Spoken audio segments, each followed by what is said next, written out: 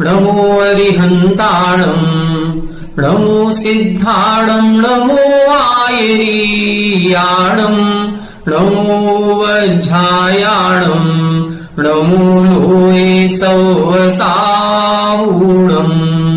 मोक्षमार्गस्य नेतारं भेत्तारं कर्मभूभृतां ज्ञातारं विश्वतत्त्वानां वंदे तत्गुणलब्धये। 1008 श्री मूलनायक आदिनाथ भगवान की जय। द्वासांग जिनवाणी माता की जय। आचार्य श्रेष्ठ आचार्य गुरुवर श्री 108 पूज्यपाद स्वामी महाराज की जय। आचार्य श्रेष्ठ आचार्य गुरुवर श्री 108 विद्यासागर जी महाराज की जय। जगत पूज्य निर्यापक श्रमण मुनि पुंगव श्री 108 सुधा सागर जी महाराज की जय। पूज्यवर आचार्य पूज्यपाद स्वामी जी द्वारा विरचित इस सर्वार सिद्धि ग्रंथ के स्वाध्याय में हम सभी 6वें अध्याय का स्वाध्याय कर रहे हैं। 6वें अध्याय के अंतर्गत अभी तक की पूर्व कक्षाओं में हमने आश्रव तत्व के बारे में विशेष रूप से जाना और समझा। आश्रव क्या कहलाता है, आश्रव में किन कारणों से विशेषता पाई जाती है, और फिर उसके बाद जो आश्रव कर्मों के आने के द्वार हैं, ऐसे जीवाधिकरण के 108 वेद और अजीवाधिकरण के भेद प्रभेदों को समझा।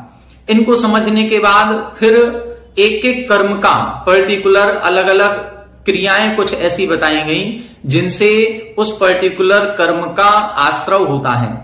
ज्ञानावरण दर्शनावरण कर्म का आश्रव किन क्रियाओं से होता है, ऐसी प्रदोष, निहनव, मात्सर्य, अंतराय, आसादन और उपघात 6 क्रियाओं का वर्णन इस ग्रंथ में अपन को पढ़ने को मिला। इसके बाद इधर इन्होंने जब वेदनी कर्म का क्रम आया तो वेदनी कर्म के 2 भेद किए गए थे, साता वेदनी और असाता वेदनी। असाता वेदनी कर्म का आश्रव किन कारणों से होता है, संसार में हम सभी जीव रहते हैं तो संसार में इन सभी जीवों को दुख की प्राप्ति किन कारणों से होती है। हम सभी कहीं ना कहीं किसी ना किसी रूप में दुखी रहते हैं, सारी सुख सुविधाएं होने के बाद भी दुखी हो जाते हैं। तो जब हम दुख का वेदन करते हैं तो वह किसी ना किसी कर्म के कारण से होता है। अब वो जो दुख का वेदन हो रहा है वो असाता वेदनी कर्म के कारण से हमको दुख का वेदन होता है। तो ये असाता वेदनी कर्म बंधता कैसे है, इसको अपन ने पूर्व कक्षा में समझा था। यदि हम दुख से बचना चाहते हैं, दुखी होना नहीं चाहते, यदि हम ये चाहते हैं कि भविष्य में हमारे ऊपर कभी कोई संकट नहीं आए, कहीं कोई दुख तकलीफ नहीं आए, तो फिर जो क्रियाएं पूर्व सूत्र में हमने पढ़ी थी ऐसी क्रियाओं को करना बंद कर दें। क्या पढ़ा था अपन ने इसमें समझा था कि असाता वेदनी कर्म का आश्रव दुखी होने से ही होता है। असाता वेदनी कर्म के उदय में ऐसे निमित्त मिलेंगे जो हमें दुखी करेंगे, लेकिन यदि उस कर्म के निमित्त में हम प्रभावित हो जाते हैं और दुखी हो जाएंगे तो फिर समझ लो कि हम पुनः असाता वेदनी कर्म का ही बंध करेंगे, और जब असाता वेदनी कर्म का बंध होगा तो फिर उदय में भी हमें असाता रूप ही फल प्राप्त होगा और हम पुनः दुखी ही रहेंगे। इसलिए हमें क्या करना है, यदि भविष्य में सुखी होना है, दुख से बचना है, तो जो असाता वेदनी कर्म के आश्रव के कारण कहे थे, दुख, शोक, ताप, आक्रंदन, बद और परिदेवन, इनसे बचने का प्रयास करना है। जीवन में ऐसा किसी भी जीव का पूरा जीवन नहीं है कि उसको संकट या दुख या तकलीफ प्राप्त ना हो, चाहे वो तीर्थंकर रहे हो, चाहे वो अन्य कोई महापुरुष रहे हो, और चाहे हम आप जैसे कोई साधारण जीव रहे हो। हर व्यक्ति के जीवन में कठिनाई कभी ना कभी आती है। बस अब हमें उन कठिनाइयों में समता परिणाम रखना है और उन कष्ट के दिनों में, दुख के दिनों में भी सुखी होकर के दिखाना है। जब हम उन कष्ट के और दुख के दिनों में भी सुखी होकर के दिखाएंगे तो समझ लेना कि अभी तो हमारे असाता वेदनी कर्म का उदय आया है, लेकिन अब हम जो बंध कर रहे हैं वो साता वेदनी कर्म का करेंगे और भविष्य में फिर साता वेदनी ही उदय में आएगी। तो फिर हमें दुख के दिनों में सुखी होकर के नहीं दिखाना है, फिर हम सुख के दिनों में ही सुखी रहेंगे। फिर इस प्रकार का हमें वातावरण मिलेगा कि हमें दुख के कोई भी निमित्त प्राप्त नहीं होंगे। अब आज की कक्षा में हम पढ़ेंगे कि दुख के निमित्तों से तो हम बचें, लेकिन फिर हमें कुछ ऐसे काम करने पड़ेंगे जिनसे साता वेदनी कर्म बंधता है। ये तो असाता वेदनी से बचने के उपाय बता दिए कि हम दुख नहीं करेंगे, शोक नहीं करेंगे, जोर जोर से चीख चीख करके रोएंगे नहीं, ऐसे कोई अपने परिणाम या अपनी बातें दूसरों से नहीं कहेंगे कि दूसरा भी हमारी बातें सुन करके दुखी हो जाए। ऐसा कहा जाता है कि दुख बांटने से हल्का हो जाता है, या हम अपनी बात किसी दूसरे से कह देते हैं तो हमारा दुख आधा हो जाता है। आधा तो भले हो जाता है, लेकिन यदि हमने अपने दुख से दूसरे को दुखी कर दिया तो हम तो असाता वेदनी कर्म का बंध कर ही रहे थे, उसको भी असाता वेदनी कर्म का बंध करा दिया। सबसे ज्यादा हम अपने दुखों की चर्चा करते हैं गुरु महाराज के सामने जाकर के। कभी भी महाराज श्री के पास जाते हैं तो अपना दुखड़ा रोने लगते हैं। अपने पूज्य पुरुषों के सामने जाकर के कभी भी अपने दुखों का दुखड़ा नहीं रोना चाहिए, किसी भी प्रकार की दुख तकलीफ की बात नहीं करनी चाहिए। ऐसा पूज्य सुधासागर महाराज श्री ने कई बार अपने प्रवचनों में कहा है। तो अब हम दुख से बचेंगे, लेकिन सुखी होने के भी तो उपाय हमको कुछ करने पड़ेंगे। तो वो है साता वेदनी कर्म के आश्रव के कारण। आज की कक्षा में इसी सूत्र को पढ़ेंगे और इन कारणों को जानने का प्रयास करेंगे। आइए पेज नंबर 254, उत्थानिका 631, सूत्र नंबर 12। उक्ता असद्वेद्य आश्रव हेतवः, जो असाता वेदनी कर्म के आश्रव के हेतु थे, उक्ता उनका वर्णन हम कर चुके हैं। सद्वेद्यस्य पुनः के इत्यत्र उच्यते, साता वेदनी कर्म के आश्रव के कारण कौन से हैं, अब इनका वर्णन यहां पर प्रारंभ करते हैं। भूत वृत्यनुकंपादान सराग संयमादि योगः क्षांति शौच मिति सद्वेद्यस्य। भूत वृत्यनुकंपादान सराग संयमादि योगः क्षांति शौच मिति सद्वेद्यस्य। यहां बता रहे हैं भूत व्रति अनुकंपा दान। भूत व्रति अनुकंपा, भूत अर्थात सभी प्राणियों पर दया करें। व्रति जो विशेष रूप से व्रति हैं, मोक्ष मार्ग पर आगे बढ़े हैं, जिन्होंने अपनी घर गृहस्थी हर चीज छोड़ दी है, उनके ऊपर भी विशेष अनुकंपा करें। अर्थात जो हमारे वीतरागी मुनिराज हैं, महाव्रती हैं, उनके ऊपर अनुकंपा। उनके ऊपर अनुकंपा का मतलब यह है कि उनके बिहार आदि में कहीं कोई परेशानी ना हो, वो जहां पर आवास रुके हुए हैं वहां पर उनको कोई दुख तकलीफ ना हो, जितना हम दूर कर सकें। अब दूर करने का मतलब ये नहीं है कि उनको गर्मी लग रही है तो हम एसी कूलर लगा देंगे, नहीं, निर्वज्य विधिना, अभी अपन आगे पढ़ेंगे उसमें आएगा कि निर्दोष चर्या के द्वारा, जिसमें 5 पापों का बंध भी ना हो, 5 पाप रूप क्रिया भी नहीं की जाए, और निर्दोष चर्या के द्वारा जो हम उनकी आवश्यकता की सामग्री है उसको उपलब्ध कराएं, और जो उनको कष्टप्रद कोई सामग्री है उसको हम दूर कर दें, उनकी वैयावृत्ति आदि करना, ये सब उनके ऊपर अनुकंपा कहलाएगी। दान देना, सराग संयमादि, जो सराग संयम है, संयमा संयम है, ये जो है व्रत आदि का पालन करना, उन सब का पालन करें। और योगा, इन सभी में मन लगा करके, योग का मतलब मन वचन काय, ये 3 योग नहीं है इधर। इन सभी क्रियाओं में मनः प्रणिधान पूर्वक, अर्थात जैसे अपन बोलते हैं कि नमः त्रियोग संहारिके, हम नमस्कार करें तो तीनों योगों को संभाल करके नमस्कार करें, मन से भी, वचन से भी, काय से भी। इसी प्रकार से किसी के ऊपर दया करें तो मन को लगा करके हम अपने अंतरंग के परिणामों से उसके ऊपर दया करें। आजकल जो दया की जा रही है वो अंतरंग के परिणामों से नहीं की जा रही है, वो केवल सोशल मीडिया पर प्रसिद्धि पाने के लिए की जाती है। किसी गरीब को एक कंबल उड़ाते हैं और सोशल मीडिया, फेसबुक आदि पर उसकी फोटो वायरल कर देते हैं, देखो हमने इतना बड़ा काम किया, एक गरीब को हमने कंबल उड़ा दिया। एक गाय को रोटी खिलाएंगे तो उस गाय को रोटी खिलाते हुए भी एक फोटो खींचेंगे और उसको वायरल करेंगे। तो हम उस गाय की जो दुख है या उसको भूख की वेदना थी उसको दूर करने के लिए जो अंतरंग से अनुकंपा का भाव आना चाहिए वो नहीं है। अपनी प्रसिद्धि का भाव यदि आ रहा है तो वो फिर योगा नहीं कहलाएगा। योगा का मतलब है यहां पर जितनी भी क्रियाएं की जाएंगी। आज हम महाराजों के पास भी दर्शन करने जाते हैं, भैया वृत्ति करने जाए तो सबसे पहले सेल्फी खींचेंगे या फिर किसी न किसी से हम उसकी फोटो लेना चाहते हैं और उस फोटो को वायरल करना चाहते हैं। आज हम इन महाराज के पास गए थे, ये इधर गलत हो रहा है। इसीलिए आचार्य महास्वामी जी पहले से जानते थे कि ये सारी धार्मिक क्रियाएं भी होंगी तो उन धार्मिक क्रियाओं में कहीं ना कहीं प्रसिद्धि का भाव हो सकता है, इसलिए उन्होंने पहले लिख दिया योगा। ये जितनी भी धार्मिक क्रियाएं हैं, चाहे हम एक इंद्रिय आदि सभी जीवों पर अनुकंपा कर रहे हो, चाहे वृत्तियों पर अनुकंपा कर रहे हो, चाहे वो आहार दान हो, औषधि दान हो, अभय दान हो, कोई भी दान दे रहे हो, चाहे व्रतों का पालन क्यों ना कर रहे हो, इन सभी क्रियाओं के करने में मन वचन काय की एकाग्रता होनी चाहिए। फिर शांति, शांति का मतलब है कि कसायों की मंदता होनी चाहिए।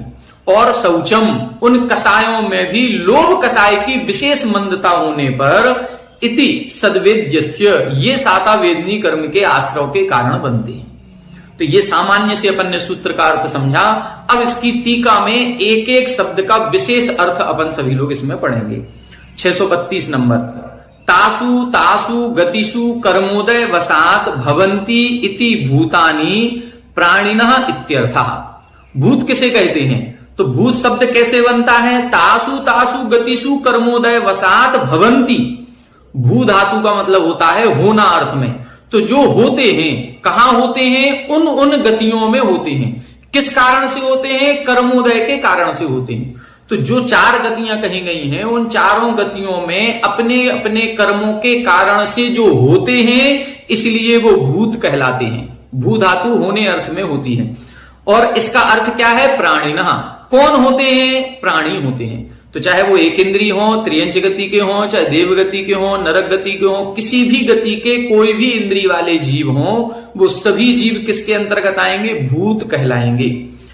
व्रतानि अहिंसादीनि वक्ष्यन्ते तद्वन्तो व्रतिनः। व्रति किसे कहेंगे? तो व्रति के लिए बता रहे हैं व्रतानि अहिंसादीनि। व्रत कौन है? अहिंसा आदि व्रत कहलाते हैं। अहिंसा, सत्य, ऐस्तेय, ब्रह्मचर्य और अपरिग्रह, तो ये 5 व्रत कहलाते हैं। वक्ष्यन्ते, वक्ष्यन्ते का मतलब है इनका वर्णन आगे करेंगे। अभी तक पिछले 5 अध्यायों में इनका वर्णन आया नहीं है। 7वें अध्याय में जब अपन पढ़ेंगे तब इनका वर्णन आएगा। तद्वन्तो व्रतिनः, उन व्रतों से सहित जो होता है उसे हम व्रति कहते हैं। जैसे धन से जो सहित होता है उसको धनवान कहते हैं, ऐसे व्रतों से सहित जो होता है उसे हम व्रति कहते हैं। ते द्विविधा, वो व्रति जीव कितने प्रकार के हैं? 2 प्रकार के हैं। अगारम प्रति निवृत्य औत्सुक्याः संयताः ग्रहिणश्च संयता संयताः। जो अगारम प्रति, अगार बोलते हैं घर को, जो घर के प्रति निवृत्य औत्सुक्याः, जिसकी घर में किसी प्रकार की रुचि नहीं है, कि जो घर में रहे, घर गृहस्थी के उपकरणों से सहित रहे, ऐसा घर के और घर गृहस्थी से संबंधित कोई भी क्रियाएं हैं उनमें जिसको बिल्कुल भी रुचि नहीं है, और जो निवृत्त उन सभी घर गृहस्थी के कार्यों को छोड़ चुका है, ऐसा व्यक्ति तो कहलाता है संयता। उसको हम संयमी जीव कहते हैं, जैसे मुनिराज। और ग्रहिणश्च संयता संयता, जो ग्रहिणा है अर्थात जो घर में रहता है, गृहस्थ है, वो संयता संयत हो सकता है। ठीक है, तो जो घर में रहने वाले व्रती हैं वो संयता संयत कहलाएंगे, जो घर छोड़ दिए हैं वो संयमी जीव कहलाएंगे। अनुग्रह आद्रीकृत चेतसः पर पीड़ाम आत्मस्थाम इव कुर्वतः अनुकंपनम अनुकंपा। अनुकंपा कैसे कहेंगे? पहले देखो, भूत, व्रति, अनुकंपा, ये 3 शब्द लिखे थे। तो भूत की परिभाषा बता दी, फिर वृत्ति की बता दी, अब अनुकंपा की बता रहे हैं। अनुकंपा क्या है? तो अनुकंपा में बता रहे हैं अनुग्रह आद्रीकृत चेतसः। अनुग्रह यानी उपकार, उपकार करने की भावना से हमारा मन द्रवित हो रहा है। किसी की हमने पीड़ा देखी और उस पीड़ा को देख करके ऐसा मन में भाव आया कि इसकी पीड़ा को हम कैसे दूर कर सकें। ये जो भाव आ रहा है, इस भाव के साथ पर पीड़ाम आत्मस्थाम इव, दूसरे की पीड़ा को, दूसरे के दुख दर्द को आत्मस्थाम इव, अपना मान करके, कि ये पीड़ा दूसरे को नहीं हो रही है, ये स्वयं को हो रही है। इस प्रकार की पीड़ा को स्वयं का मानते हुए अनुकंपनम, अनुकंपा, जो क्रियाएं की जाती हैं, उसके दुख दूर करने की जो क्रियाएं होती हैं, उसको हम अनुकंपा कहते हैं। अभी अपन ने असाता वेदनी कर्म में देखा था कि दुख की 3 कैटेगरी बनाई थी, स्वयं के संबंध की, दूसरे के संबंध की और दोनों के संबंध की। मतलब हम अपने दुख से दुखी हैं तो भी असाता वेदनी कर्म का बंध कर रहे हैं, दूसरे के दुख से दुखी हैं तो भी असाता वेदनी का बंध कर रहे हैं। अब यहां कह रहे हैं पर पीड़ाम आत्मस्थाम, दूसरे की पीड़ा को स्वयं का मानना है। अब जब हम दूसरे की पीड़ा को, दूसरे के दुख को स्वयं का मानेंगे तो फिर असाता वेदनी कर्म का बंध हो जाएगा। इधर आप साता वेदनी के आश्रव लिख रहे हैं, नहीं, एक अपन को विशेषण देखना है। पहले विशेषण दिया अनुग्रह आद्रीकृत चेतसा। वहां असाता वेदनी कर्म में यदि हम दुख से दुखी तो हो रहे हैं, लेकिन उस दुख को दूर करने का कोई उपाय नहीं कर रहे हैं, तो हमें असाता वेदनी कर्म का बंध होगा। लेकिन यदि हम उसके उपकारी हैं, उपकार करने की भावना है कि इसका दुख दूर कैसे हो, तब यदि हम दुखी हो रहे हैं तो फिर वो साता वेदनी कर्म के अंतर्गत आ जाएगा। यदि कहीं कोई एक जानवर है, कोई पशु है जो किसी पीड़ा से बिलख रहा है और उसके दुख को देख करके आपकी आंखों में आंसू मात्र आए हैं, आपने किया कुछ नहीं, तो समझ लो कि आपके असाता वेदनी कर्म का बंध होगा। आप उसके दुख में दुखी हो गए, लेकिन उसके दुख में दुखी होने के साथ साथ आपने कुछ उसका उपचार किया है या उपाय करने की कुछ सोची है, डॉक्टर आदि से बात किए, उसको कुछ उपचार किया है, तो फिर वो साता वेदनी कर्म के आश्रव में कारण बनेगा। तो ये विशेष ध्यान देना है। भूतेषु व्रतिषु च अनुकंपा, भूत व्रति अनुकंपा। भूतेषु अर्थात प्राणियों में, और व्रतेषु अर्थात व्रतियों में जो अनुकंपा की जाती है उसे भूत व्रति अनुकंपा कहते हैं। परानुग्रह बुद्धिया स्वस्य अतिसर्जनम दानम। दान किसे कहते हैं? दूसरे का उपकार हो इस प्रकार की भावना से स्वस्य अतिसर्जनम, अपने धन संपत्ति आदि का त्याग करना, ये दान कहलाता है। दान में मुख्यता होती है दूसरे के उपकार की, स्वयं का तो होता ही होता है। जब अपन आगे 7वां अध्याय पढ़ेंगे उसमें दान की जब परिभाषा बताएंगे तो उसमें लिखा है अनुग्रहार्थम स्वस्याति सर्वो दानम। तो अनुग्रहार्थम, उसमें दोनों का उपकार होता है, दूसरे का भी और स्वयं का भी, लेकिन मुख्य भावना किसकी होती है? दूसरे के उपकार की। तो पर अनुग्रह बुद्धिया, दूसरे का उपकार हो इस बुद्धि से, स्वस्य यानी अपने धन संपत्ति आदि का त्याग करना, ये दान कहलाता है। तो हम यदि किसी वस्तु का त्याग कर रहे हैं और उससे दूसरे का उपकार हो रहा है, उपकारी भाव से यदि हम कर रहे हैं तो वो दान की श्रेणी में आएगा। संसार कारण विनिवृत्तिम प्रत्यागूर्णो अक्षीण आशय सराग इति उच्यते। सराग किसे कहते हैं? संसार कारण विनिवृत्तिम प्रत्यागूर्ण, जो संसार के कारण हैं, ऐसे संसार के कारणों को छोड़ने के लिए जो प्रयत्नशील है या जिसने छोड़ दिए हैं वो संसार के कारण, फिर भी अक्षीण आशय, लेकिन जिसका राग भाव अभी क्षीण नहीं हुआ है। अक्षीण आशय का मतलब राग भाव, उसने क्रियाएं सब छोड़ दी हैं, घर गृहस्थी छोड़ दी है, घर गृहस्थी छोड़ने के बाद भी अभी राग भाव कम नहीं हुआ है या राग भाव की थोड़ी सी तीव्रता है, जिसको हम बोलते हैं संजुलन कसाय की तीव्रता। मुनि बन गए हैं लेकिन 6वें गुण स्थान में हैं, अपनी आत्मा की साधना में अभी नहीं है, सामायिक में लीन नहीं है। तो जब मुनिराज अपनी आत्मा में लीन होते हैं, सामायिक ध्यान आदि करते हैं, तब वो वीतराग कहलाते हैं। लेकिन जब वो प्रवचन दे रहे हैं, जब वो कहीं ईरिया समिति से चल रहे हैं, विहार कर रहे हैं, शास्त्र स्वाध्याय कर रहे हैं, अन्य कोई क्रियाएं कर रहे हैं, तो उस समय वो सरागी कहे जाते हैं, वीतरागी नहीं कहे जाते। तो वीतरागी जिस समय आत्म ध्यान में है उस समय वीतरागी, अन्य समय में वो सरागी कहते हैं। निर्वृत्ति परक जब क्रियाएं होती हैं तो वो वीतरागी हैं, और प्रवृत्ति परक जब क्रियाएं होती हैं तो सरागी कहते हैं। प्राणी इंद्रियेषु अशुभ प्रवृत्ते विरति ही संयम। संयम किसे कहते हैं? प्राणियों में और इंद्रियेषु, इंद्रियों में अशुभ प्रवृत्ति विरति, जो अशुभ प्रवृत्ति हो रही थी उससे विरक्त हो जाना, उससे रहित हो जाना, इसे संयम कहते हैं। प्राणियों में और इंद्रियों में, प्राणी 6 प्रकार के कहे गए, 5 स्थावर और 1 तरस्काय, तो 6 काय के जीव, और इंद्रियां 5 इंद्रियां और 1 मन।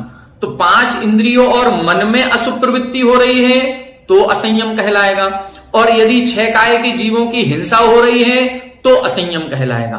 अब हम इन 6 काय के जीवों की हिंसा से बचें और 5 इंद्रिय मन को भी संयमित करेंगे तो फिर संयम के अंतर्गत आ जाएंगे। तो इनमें जो अशुभ प्रवृत्ति है उस अशुभ प्रवृत्ति को छोड़ करके शुभ की ओर आना, इसे हम संयम कहते हैं। अब सरागस्य संयमः, सरागो व संयमः, सराग संयमः। संयमी तो है, उसने 6 काय के जीवों की हिंसा का भी त्याग कर दिया है और 5 इंद्रिय मन को वश में कर लिया है, फिर भी अभी कसाय का जो तीव्रता है, संजुलन कसाय की जब तीव्रता होती है तो उसको हम सराग संयम कहते हैं। तो मुनिराज के 2 गुण स्थान होते हैं, 6वां और 7वां, या 7वें के ऊपर के। तो जो 6वां और 7वां गुण स्थान है, जब ये प्रवृत्ति परक होता है तब इसको हम सराग संयम कहते हैं। जब निर्वृत्ति परक 7वां गुण स्थान होता है तो उस समय वीतराग संयमी कहलाते हैं। 8वां, 9वां, 10वां गुण स्थान, ये सब ऊपर के गुण स्थान ध्यान अवस्था में ही बनते हैं, इसलिए ऊपर के गुण स्थान तो वीतरागी ही कहे गए हैं। 6वां गुण स्थान सराग संयमी का, 7वां गुण स्थान दोनों सरागी भी हो सकता है, वीतरागी भी हो सकता है, और 8वां गुण स्थान तो वीतरागी ही है या 8वें के ऊपर वाले। आगे देखें, आदि शब्देन संयमा संयम अकाम निर्जरा वाल तपो अनुरोधा। यहां बता रहे हैं जो आदि शब्द दिया है संयम आदि, तो आदि शब्द से क्या लेना है, संयमा संयम लेना है, अकाम निर्जरा लेनी है, बाल तप लेना है, ये सबका ग्रहण करना है। मतलब बाल तप भी यदि कर रहा है, बाल तप किसे कहते हैं, मिथ्या दृष्टि का जो तप होता है वो बाल तप कहलाता है।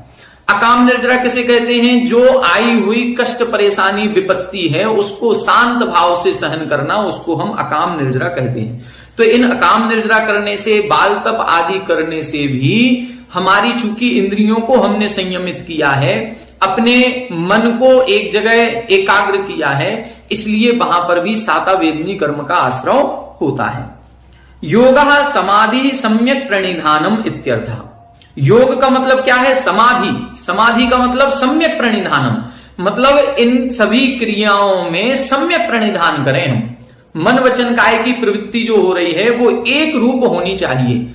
यदि हम किसी को गाय को रोटी खिला रहे हैं तो मन के भाव भी वही होने चाहिए, वचन भी वैसे ही होने चाहिए, काय की क्रिया भी वैसी ही होनी चाहिए। लेकिन हम रोटी इधर खिला रहे हैं और उधर फोटो खिंचवा रहे हैं, तो उधर हमारा कहीं ना कहीं प्रयोजन दूसरा हो रहा है, ना कि उसकी भूख मिटाने का।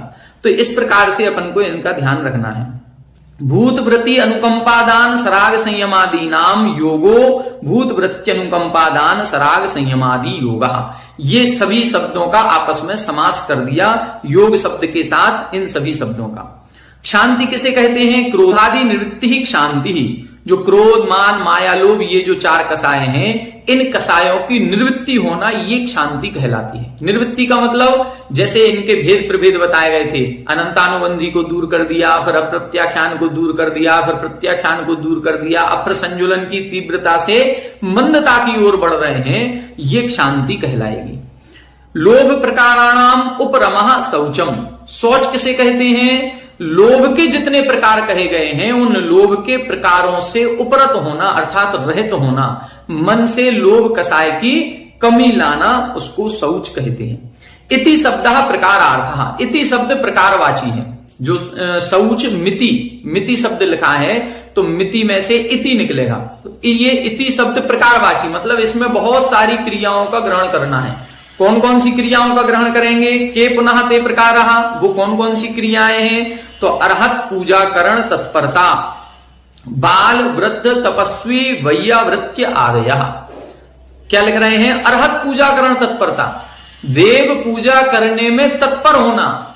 कितनी बड़ी बात कह रहे हैं, मतलब प्रतिदिन देव पूजा करना, अरिहंत भगवान की स्तुति भक्ति आदि करना, ये सब साता वेदनी कर्म के बंध के कारण है। इसीलिए कई बार महाराज लोगों के प्रवचन जब अपन सुनते हैं तो उसमें वो कई बार बताते हैं कि उनके पास जब हम किसी दुख को लेकर के जाते हैं तो वो यही कहते हैं अभिषेक करना शुरू करो, पूजा करना शुरू करो, सामायिक करना शुरू करो, भक्तामर स्तोत्र पढ़ना प्रारंभ कर दो, सहस्रनाम स्तोत्र पढ़ना प्रारंभ कर दो। कहीं ना कहीं उस व्यक्ति को भक्ति से जोड़ेंगे, और जब अरिहंत भगवान की भक्ति से उसको जोड़ेंगे तो अब उसका समय क्या हो गया, अब उसका समय शुभ में जाएगा। और जब वो भक्ति से जुड़ेगा तो इधर साता वेदनी कर्म के आश्रव करेगा और उधर दुख में दुखी होना बंद करेगा, तो फिर वहां पर भी असाता से बचने लगेगा। धीरे धीरे उसका समय बदलेगा और फिर वह सुखी होना प्रारंभ हो जाएगा। बाल वृद्ध तपस्वी वैयावृत्त्यादि, जो बाल वृद्ध तपस्वी जन है, ऐसे तपस्वियों की वैयावृत्ति आदि करना, उनके हाथ पैर आदि दबाना, उनके अन्य किसी प्रकार की कोई भी वस्तु की आवश्यकता है तो उसकी पूर्ति कराना, ये सब वैयावृत्ति के अंतर्गत आता है। जब रत्नकरण्यक श्रावकाचार आप लोगों ने पढ़ा होगा तो वहां पर वैयावृत्ति को इन्होंने 4 प्रकार के दान के अंतर्गत लिखा है और वहां वैयावृत्ति के बहुत अच्छा विस्तार वहां पर उन्होंने किया है। तो ऐसे ये देव पूजा आदि करना, वैयावृत्ति आदि करना, दूसरों के कष्ट को दूर हम करेंगे तब जाकर के हम सुखी हो पाएंगे, ये एक सिद्धांत अपन को बनाना है। जितना जितना हम दूसरों के कष्ट को, दुखों को दूर करेंगे, जितना जितना उनके दुख दूर करने में हम सहभागी बनेंगे, उतना उतना हम सुखी बनने का उपाय ढूंढ रहे हैं, उतना उतना हम सुखी होंगे, क्योंकि उतना हमें साता वेदनी कर्म का आश्रय होगा। भूत ग्रहणात् सिद्धे व्रति ग्रहणम तद विषय अनुकंपा प्राधान्य ख्यापनार्थम। यहां बता रहे हैं भूत ग्रहणात् सिद्धे, भूत ग्रहण से सिद्ध हो रहा था, फिर व्रति ग्रहण क्यों किया? जैसे भूत व्रति अनुकंपा, आपने कह दिया सभी प्राणियों पर दया करो, फिर आप कह रहे हैं वृत्तियों पर दया करो, तो वृत्ति भी तो सभी प्राणियों के अंतर्गत आ गए, फिर आपको वृत्ति शब्द लिखने की क्या आवश्यकता थी? तब इधर कह रहे हैं भूत ग्रहणा सिद्धे, भूत ग्रहण करने से वृत्ति शब्दों का ग्रहण हो जाता है, फिर भी वृत्ति ग्रहण हमने जो सूत्र में किया है वो तद विषय अनुकंपा प्राधान्य ख्यापनार्थम, मतलब सभी प्राणियों पर दया करो वो तो ठीक है, वृत्तियों पर विशेष दया करना है, विशेष अनुकंपा करनी है। अब विशेष अनुकंपा कैसे करनी है? तो उनके विहार, उनके आहार, उनके आवास आदि की व्यवस्था बहुत अच्छे से करें। आज वर्तमान में मुनिराजों के संघों के जो विहार होते हैं, उस विहार में कहीं कोई भी व्यक्ति नहीं जाते हैं, जाएंगे तो 2-3 किलोमीटर तक अपने घर के नगर के बाहर छोड़ देते हैं, उसके बाद की व्यवस्था का किसी को कोई अता पता नहीं होता। जो प्रबंधकारिणी समिति है केवल वो जानती है कि कैसे विहार होता है। तो ऐसे विहार आदि के समय, उनके आहार आदि के समय उनकी विशेष ध्यान रखना, उनकी देखभाल करना ही उनके ऊपर अनुकंपा कहलाती है। ते एते सद्वेद्यस्य आश्रवा गेया, ये सभी साता वेदनी कर्म के आश्रव के कारण जानने चाहिए। तो यहां अपन ने साता वेदनी और असाता वेदनी दोनों कर्मों के आश्रव के कारणों को समझ लिया। अब यहां से मोहिनी कर्म के आश्रव के कारण प्रारंभ हो रहे हैं। देखें 633 नंबर, अथ तदनंतर उद्देश्य भाजो मोहस्य आश्रव हेतु वक्तव्ये तद भेदस्य दर्शन मोहस्य आश्रव हेतु प्रतिपादनार्थम इदम उच्यते। यहां बता रहे हैं तदनंतर उद्देश्य भाज मोहस्य, वेदनी कर्म का वर्णन कर दिया, अब उसके बाद किसका उद्देश्य था? मोहिनी कर्म का। तो मोहिनी कर्म का जब हम वक्तव्य करेंगे तो उस वक्तव्य में उसके 2 भेद हैं, दर्शन मोहिनी और चारित्र मोहिनी। तो सबसे पहले दर्शन मोहिनी कर्म के आश्रव के कारण बता रहे हैं। पहले ये समझ लें मोहिनी कर्म करता क्या है। मोहिनी कर्म ही एक ऐसा कर्म है जो इस संसार में हमको मोहित करता है, हमारी बुद्धि को पलट देता है, हम मोहित हो जाते हैं, इस संसार को ही अपना मानने लगते हैं। जैसे एक जादूगर होता है और जादूगर जब अपना जादू दिखाता है तो एक नजरबंदी कर देता है और वो जो दिखा रहा है हमें वो बिल्कुल वास्तविकता में सही लगने लगता है। ऐसा लगता है कि बस जो ये कर रहा है यही सही है, जबकि वो सही नहीं है। वो कहीं ना कहीं अपने हाथ की सफाई है, उसकी एक कला है, उस कला का प्रदर्शन वो करता है। तो जैसे एक नजरबंद वो कर देता है, इसी प्रकार से इस मोह ने भी हमारी नजरों को बंद किया हुआ है और इस संसार का वास्तविक स्वरूप हमें समझ में नहीं आता। हम जिस संसार में, जिस गति में, जिस पर्याय को प्राप्त होते हैं उसी पर्याय को अपना मानने लगते हैं। ये मोहिनी कर्म के कारण से है, इसीलिए हमें सम्यक दर्शन नहीं हो पाता है। अब 2 क्रियाएं हैं, सम्यक दर्शन और सम्यक चारित्र। तो मोहिनी कर्म के भी 2 भेद किए गए, दर्शन मोहिनी और चारित्र मोहिनी। दर्शन मोहिनी जब भी उदय में आएगा वो हमें सम्यक दर्शन नहीं होने देगा। मतलब सही संसार का स्वरूप क्या है, आत्मा का सच्चा स्वरूप क्या है, आत्मा का कल्याण कैसे हो सकता है, ये जो वास्तविक मार्ग है उस मार्ग का श्रद्धान ही नहीं होने देगा ये दर्शन मोहिनी कर्म के उदय में। और चारित्र मोहिनी कर्म के उदय में क्या होगा, यह दर्शन मोहिनी कर्म का उपशम क्षय उपशम कर लिया, हमें सच्चे मार्ग का पता तो चल जाएगा, लेकिन उस मार्ग पर चलने की हिम्मत हम नहीं जुटा पाएंगे। क्यों नहीं जुटा पाएंगे? क्योंकि चारित्र मोहिनी कर्म का उदय है। तो चारित्र मोहिनी कर्म हमें चारित्र की ओर आगे नहीं बढ़ने देगा, और दर्शन मोहिनी कर्म का उदय हमको सच्चा श्रद्धान नहीं करने देगा। अब इनका बंध कैसे होता है वो इधर बता रहे हैं। तो सबसे पहले दर्शन मोहिनी कर्म के बंध के कारण बता रहे हैं। देखें, केवली श्रुत संघ धर्म देवा वर्णवादो दर्शन मोहस्य। केवली श्रुत संघ धर्म देवा वर्णवादो दर्शन मोहस्य, यहां बता रहे हैं दर्शन मोहस्य, दर्शन मोहिनी कर्म के आश्रव के कारण है। केवली श्रुत संघ धर्म देव अवर्णवाद, अवर्णवाद सभी में लोग जोड़ेंगे। केवली अवर्णवाद, श्रुत अवर्णवाद, संघ अवर्णवाद, धर्म अवर्णवाद और देव अवर्णवाद, इन सभी का अवर्णवाद करने से दर्शन मोहिनी कर्म का बंध होता है। अब ये केवली श्रुत संघ और धर्म ये जो कहे गए हैं, इन पर ही सच्चा श्रद्धान करने से सम्यक दर्शन होता है। इनके स्वरूप को जाने और इनके स्वरूप को जान करके सच्चे देव कौन है, सच्चे शास्त्र कौन है, सच्चे गुरु कौन है, सही धर्म क्या है, इसकी पहचान करके इनके ऊपर श्रद्धान करना ही सम्यक दर्शन कहलाता है। लेकिन जब मिथ्यात्व कर्म का तीव्र उदय होता है तो वो इनके ऊपर श्रद्धान नहीं करने देगा, और श्रद्धान नहीं करने के साथ साथ इनकी बुराइयों की ओर दृष्टि डालेगा। मिथ्यात्व कर्म के उदय से हमें इनके गुण नजर नहीं आएंगे, हमें इनमें भी बुराई नजर आएगी, और जब हमें बुराई नजर आएगी और उस बुराई को हम जब इधर उधर कहेंगे, उनका बखान करेंगे, तो फिर हमें पुनः दर्शन मोहिनी कर्म का बंध होगा। जैसे असाता वेदनी कर्म में था, असाता वेदनी कर्म के उदय से दुख के निमित्त मिलेंगे, और हम यदि दुखी होंगे तो फिर से असाता वेदनी कर्म बांधेंगे। इसी तरह मिथ्यात्व के उदय में सच्चे देव शास्त्र गुरु पर हमें श्रद्धान नहीं होगा। किसके कारण से? मिथ्यात्व के उदय के कारण से। और जब श्रद्धान नहीं होगा तो हम उनकी बुराई करेंगे, और जैसे ही हम बुराई करेंगे तो पुनः मिथ्यात्व कर्म का ही बंध करेंगे। इसीलिए हमें क्या करना है? सबसे पहले सच्चे देव शास्त्र गुरु जो हैं उनकी निंदा करना बंद करना है, उनकी बुराई करना बंद करना है। जैसे ही उनकी बुराई करना हम बंद करेंगे, हमारे मिथ्यात्व कर्म का बंद ही नहीं होगा। जब मिथ्यात्व कर्म का बंद नहीं होगा तो फिर हम जल्दी से जल्दी सम्यक दृष्टि हो जाएंगे, सम्यक दर्शन की प्राप्ति होगी, और फिर चारित्र की ओर आगे कदम हमारा बढ़ जाएगा। तो देखें क्या लिखा, केवली श्रुत संघ धर्म देव इन सभी का अवर्णवाद।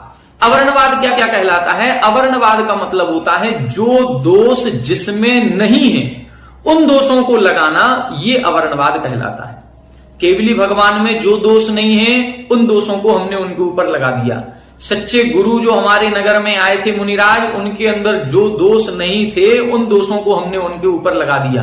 तो दोषारोपण करना, वो भी कैसा दोषारोपण करना? झूठा दोषारोपण करना। जो दोष नहीं है, जो अवगुण उनके अंदर नहीं है, ऐसे अवगुणों को उनके ऊपर लगाना और प्रचारित प्रसारित कर देना, ये अवर्णवाद कहलाता है।